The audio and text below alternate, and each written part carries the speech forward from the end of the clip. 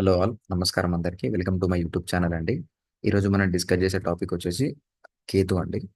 కేతు గ్రహం యొక్క సిగ్నిఫికేషన్స్ మనం ఒక జాతకంలో కేతు గ్రహంని ఎలా గణించాలనేది తెలుసుకుందామండి. ముందుగా కేతు గ్రహం అంటే ఏంటిదనే తెలుసుకోవాలి. కేతు గ్రహం అంటే ఒక డిటాచ్‌మెంట్ అండి. ఒంటరితనం. ఒక ఆధ్యాత్మికం.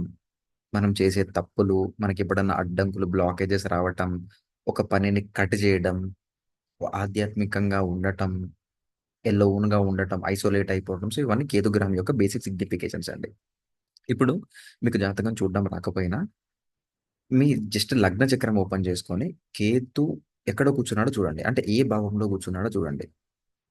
ఎవ్వరికైనా కేతు వచ్చేసి ఏ భావంలో కూర్చున్నాడో, ఆ భావానికి సంబంధించిన బాధ అనేది ఖచ్చితంగా ఉంటుంది వాళ్ళ జీవితంలో అని మనం చెప్పొచ్చండి.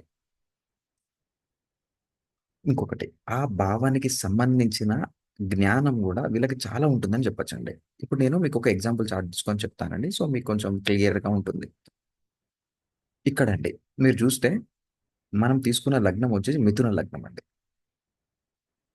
మిథున లగ్నంలో ఇప్పుడు కేతు అనేటాయనే మనకి 5వ స్థానంలో ఉన్నాడండి. సో, కేతు 5వ స్థానంలో ప్లేస్ అయి ఉన్నాడండి. సో, ఈ వ్యక్తులకి ఐదో భావానికి సంబంధించిన జ్ఞానం అనేది చాలా ఉంటుందండి. అంటే వీళ్ళు ఐదో భావానికి సంబంధించిన దానిలో వీళ్ళకి ఆల్రెడీ గత జన్మలోనే వీళ్ళు ఈ భావానికి సంబంధించిన వర్క్ అనేది చేశారు. సో, వీళ్ళు దానికి సంబంధించిన సాధన అనేది జేశారు. ఆ స్పిరిచ్యువల్ వర్క్ అనేది వీళ్ళు జేశారు. కాబట్టి వీళ్ళకి ఐదో భావం యొక్క జ్ఞానం చాలా ఉంటుంది. ఇప్పుడు కేతు ఐదో భావం అంటే ఏంటిది? జనరల్‌గా మనం చెప్పుకునేది ఐదో భావం అంటే చిల్డ్రన్, లవ్, రిలేషన్‌షిప్స్, రొమాన్స్, తర్వాత ఏదైనా ప్రాబ్లమ్ సాల్వ్ జేసేది. అవన్నీ ఐదో భావం అని చెప్పుకుంటామండి.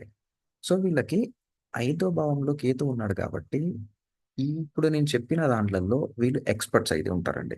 ఐదో భావంకి సంబంధించిన ప్రతి ఒక్క దాంట్లో వీళ్ళు ఎక్స్‌పర్ట్స్ అండి. ఎందుకంటే వీళ్ళకి ఆ నాలెడ్జ్ అనేది ఆల్రెడీ సాధించుకున్నారు కాబట్టి.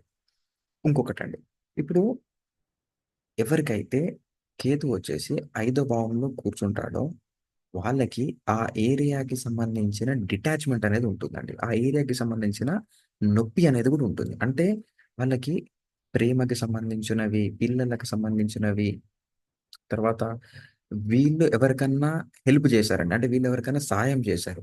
ఏమైతుందో తెలుసా? వీళ్ళు ఎవరికైతే గైడ్ చేశారో అది వాళ్ళకి ఉపయోగపడిద్ది. కానీ వీళ్ళకి ఉపయోగపడదు. అదండి ఈ ఐదో భావంలో కేతుకుండే స్పెషాలిటీ. అంటే వీళ్ళ వల్ల చాలా మంది డెవలప్ అవుతారు. కానీ వీళ్ళు గారు.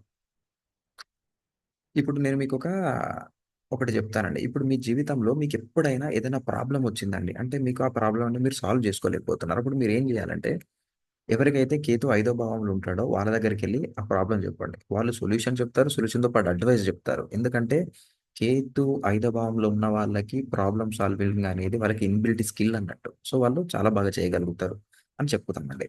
ఇప్పుడు నేను దీన్ని కొంచెం ఆహ్, డీపర్‌గా తీసుకెళ్తున్నానండి. సో, మీకు ఇప్పుడు ఇది అర్థమవుతుంది. I hope. కేతుకొచ్చేసి మనకి ఆస్ట్రాలజీలో జనరల్‌గా ఐదో భావం, తొమ్మిదో భావం అనే దృష్టిలుంటాయండి.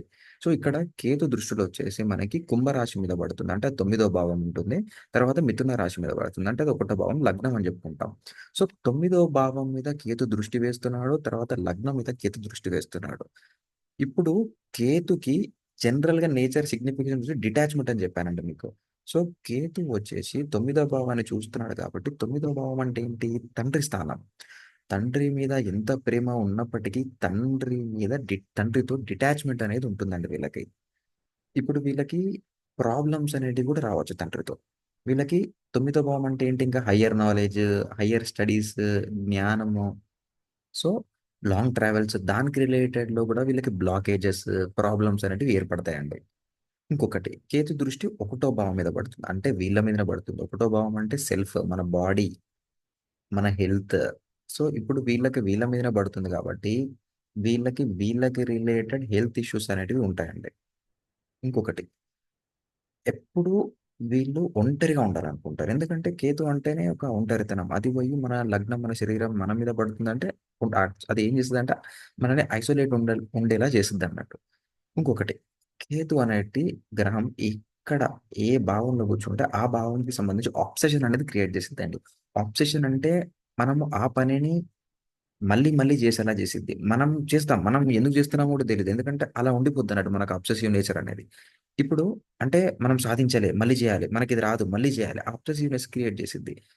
ఇప్పుడు సో, వీళ్ళకి అబ్సెషన్ అనేది ఐదో భావంకి సంబంధించిందుంటది, తొమ్మిదో భావం సంబంధించిందుంటది, ఒకటో భావం. అంటే వీళ్ళ సెల్ఫ్‌లో వీళ్ళ ఒక హైయర్ నాలెడ్జ్, హైయర్ స్టడీస్ తొమ్మిదో భావం అంటే వీళ్ళ తండ్రికి సంబంధించిన తర్వాత ఐదో భావం అంటే లవ్, ప్రేమ వీటికి సంబంధించిన దాంట్లో వీళ్ళు ఊకే అబ్సెసివ్‌గా ఉంటారండి. సో, వీళ్ళకుండే మేజర్ ప్రాబ్లమ్స్ వచ్చి ఈ ఏరియా అని చెప్పుకోవచ్చండి. అంటే వీళ్ళకుండే ప్రాబ్లమ్స్ వచ్చి మేజర్‌గా వీళ్ళ లవ్ రిలేషన్‌షిప్స్‌లో, వీళ్ళ చిల్డ్రన్స్ వల్ల, వీళ్ళ చిల్డ్రన్స్‌కి రిలేటెడ్‌గా, వీళ్ళ తండ్రి వల్ల, లేదా వీళ్ళ ఎదుగుదల. తొమ్మిదో ఇల్లు అంటే మనం భాగ్యం, ఎదుగుదల కూడా అంటాం. సో, దానికి సంబంధించి తర్వాత వీళ్ళ హెల్త్ అండి. సో, వీటి రిలేటెడ్ మ్యాటర్స్‌లోనే వీళ్ళ లైఫ్‌లో అబ్సెసివ్‌గా ఉంటారండి. సో, దీనికి మనకి రెమెడీ ఏమని చెప్పుకోవచ్చంటే, ఆ రిలేటెడ్ థింగ్స్‌లో మనం ఫోకస్ చేయొద్దండి. ఆ రిలేటెడ్ థింగ్స్‌లో మనము ఫోకస్ పెట్టొద్దు. ఆ రిలేటెడ్ థింగ్స్‌ని మనము ఎంత డిటాచ్‌ఫుల్‌గా ఉండి నాలెడ్జబుల్‌గా డీల్ చేస్తే అంత మంచిదండి. ఇప్పుడు నేనేం చెప్పాను, కేతు ఎక్కడ కూర్చుంటే ఆ భావంకి సంబంధించి మనకి నొప్పి అనేది కలిగిస్తాడని చెప్పానండి. దీనికి ఒక మంచి రెమెడీ చెప్పాలండి. కేతు వచ్చేసి ఏ భావంలో కూర్చుంటే ఆ భావానికి సంబంధించిన వ్యక్తుల దగ్గర లేదా ఆ భావానికి సంబంధించిన పని దగ్గర తల వంచుకొని ఉండాలి మనం. అప్పుడే మనకి ఆ డీల్ ఓకే అవుతుంది. ఇప్పుడు ఎగ్జాంపుల్ ఐదో భావం అంటే పిల్లలండి. పిల్లలకి రిలేటెడ్ ఏదైనా మీకు సమస్యున్నది. ఆ సమస్య మీకు డీల్ అవ్వాలంటే, మనము ఆ పిల్లల దగ్గర తల వంచుకొని డీల్ జేయాలి. అంటే తల దించుకొని అంటే తలని బౌ జేసి రిక్వెస్ట్‌గా వెళ్ళాలి. అప్పుడే ఆ పని అయిపోతుందన్నాడు. ఆ పని అయిపోతుందన్నట్టు. సో, మీకు ఈ భావం యొక్క రిజల్ట్ రావాలంటే అలా బిహేవ్ చేయాలండి. సో, అదన్నట్టు. సో, హోప్ మీకిప్పుడు కేతు గ్రహం అంటే ఏంటి? ఒక జాతకంలో ఒక కేతు గ్రహాన్ని ఎలా గణించాలి?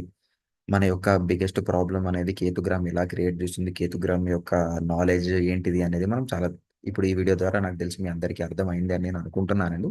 మీకు ఏమన్నా ఇంకా డౌట్స్ అనేటివి ఏమన్నా ఉంటే నాకు కామెంట్ చేయండి. సో, ఐ విల్ రెస్పాండ్ అండి.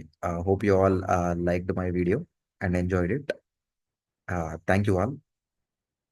Thank you.